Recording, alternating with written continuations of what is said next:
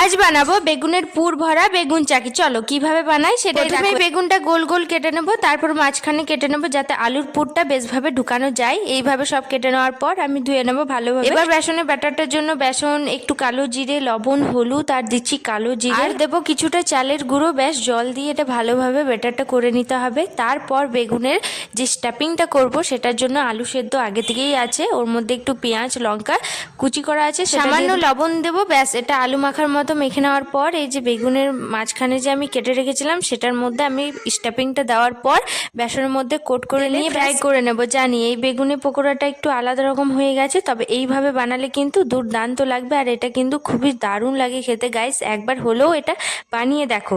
বেগুনি তো সবাই খেয়ে থাকো, তবে এইভাবে একবার রেসিপিটা বানিয়ে দেখো। আমাদের রেডি হয়ে গেছে, চলো এটা টেস্ট করে বলা যায়। তবে লবণটা একটু কম ছিল কিন্তু দারুণ হয়েছে। তাহলে বাই, রাধে রাধে, সবাই ভালো থেকো, সুস্থ থেকো।